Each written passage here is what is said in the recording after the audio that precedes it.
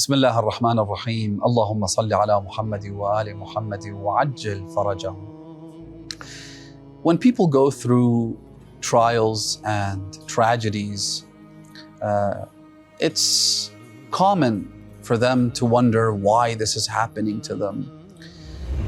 And I think one of the most important sources of comfort for believers is their faith. It's the fact that we believe in a merciful creator, in someone who brought us into existence without needing to, and gave us all the things that we can't even begin to count so that we could flourish and grow and mature and be the people that we are. If we only thought about that for a moment, in the midst of the darkest hours, it becomes much more palatable.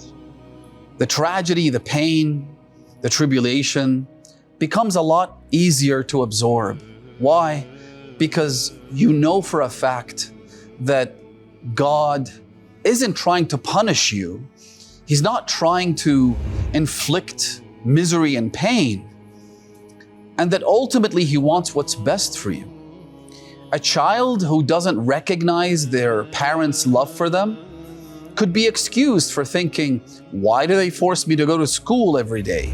Why do they inject painful needles in my vein in the form of vaccinations, for example? But we are adults and we should know better than to question God's decree.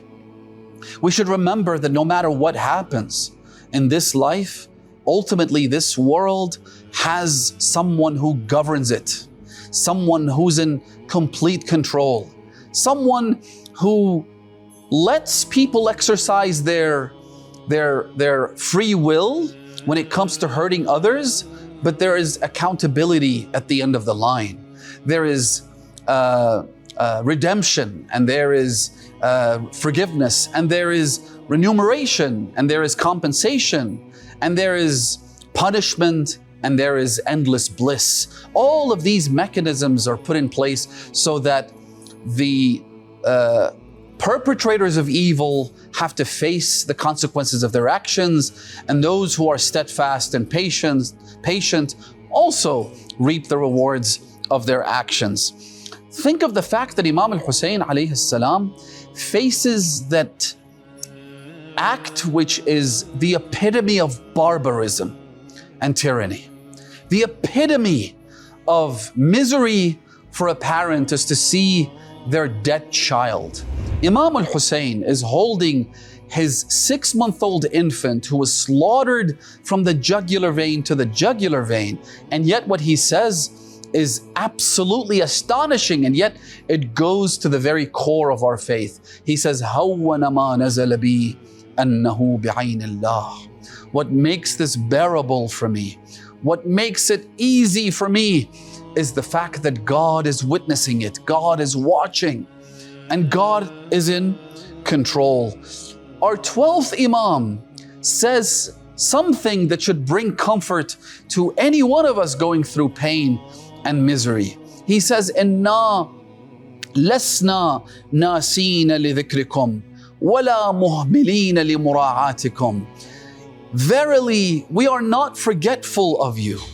We are not neglectful of looking after you, of bringing you comfort. وَلَوْلَا ذَلِكَ.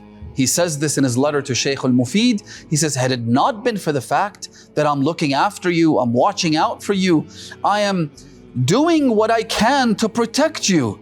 Had it not been for that, you would have been completely destroyed. You would have been eradicated from the face of existence. وَلَوْلَا ذَلِكَ لَنَزَلَ بِكُمُ اللَّأْوَاء. The worst forms of misery would have been brought down upon you. وَاصْطَلَمَكُمُ الْأَعْدَاء. And your enemies who are lurking behind every corner. Just think of how many enemies we have.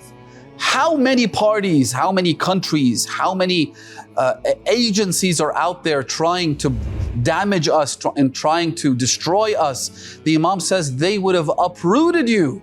They would have destroyed you, but we are looking after you. Wassalamu alaikum wa rahmatullahi wa barakatuh.